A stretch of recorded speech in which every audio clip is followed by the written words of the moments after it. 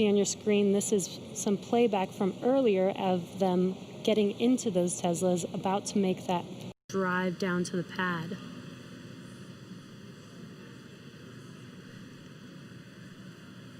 And once they got to the pad, they did take a minute to take in the sights, and they headed up the fixed service structure to begin the process called crew ingress, where Bob and Doug entered. And there you can see on your screen as they're coming through the crew access arm, entering the white room right before they are able to ingress into the vehicle there. Again, this was from earlier. Yeah, this all from earlier. And as we said, that white room, the last place on planet Earth they're standing before they climb into Dragon for the ride uphill. SpaceX carrying over a tradition that NASA had, where that was traditionally the room from Gemini, Apollo, and the space shuttle, that last place. About 30 minutes ago, we're back with some live video here. The team was able to close Dragon's hatch with Bob and Doug safe inside. So we are under an hour ago. Things are going to pick up as we get close to that go, no go to begin propellant loading and then arming the launch escape system. The crew pull for readiness was completed at T-minus 60 minutes, and the Dragon pull for prop load is coming up here in just about 30 seconds at T-minus 55 minutes. And then following that will be T-minus 45 minutes will be the internal mission control Hawthorne pull, and then the launch director's pull for propellant loading. When we get to about T-minus 40 minutes, the crew access arm will retract, and Bob and Doug will get the call to close their visors and arm the launch escape system.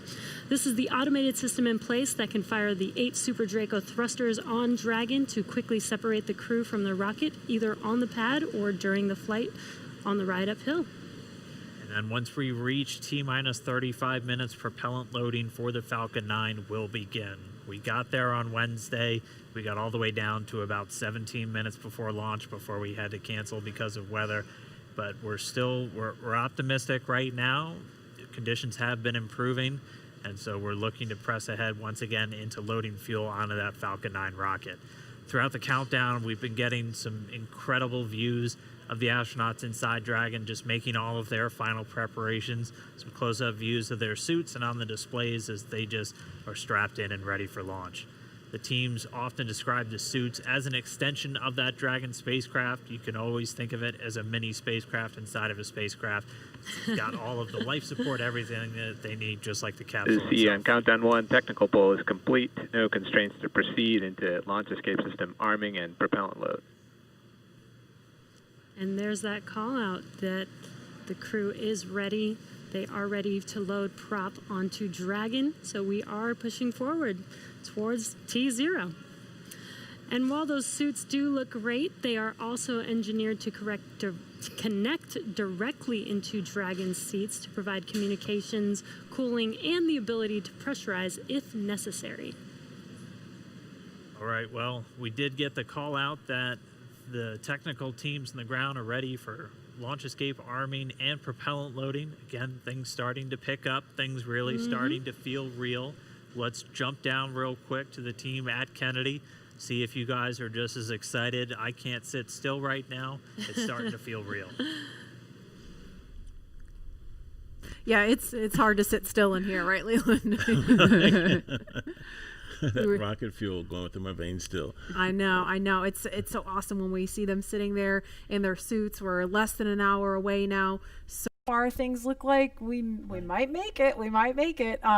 So I want to ask you what it was like the first time you put on a spacesuit when you knew you were going to space. It was February of 2008. We were in the ONC building getting the pumpkin suits on. A little bit different than the SpaceX SpaceX suits, but it was kind of surreal, you know. And to think that it took 10 years of training to fly in space. It took me 10 years from when I got in the Corps in 1998 to flying in February of 2008. So it was a long road to get there, but it was so worth it and so sweet. And you know, learning how to use the green apple, the connections for oxygen, for cooling, much different than these suits that we have with SpaceX. And so it's a lot more complicated to go through that whole series of things that you have to do to make sure you're safe in the suit. But we've evolved, we're ready, and they look so cool and calm and collected in their suits and in the vehicle. They're focusing and getting ready to fly in space. And there's so much excitement around the center. I know, Leland, you've been getting some messages. You got another message from another astronaut. Yeah, Sunny Williams. Okay, so Sunny, She's kind of the best. she's Sunny is she's awesome. commercial crew also. She was one of the Yeah. original cadre. She was one of the Right. original 4 who trained with Bob and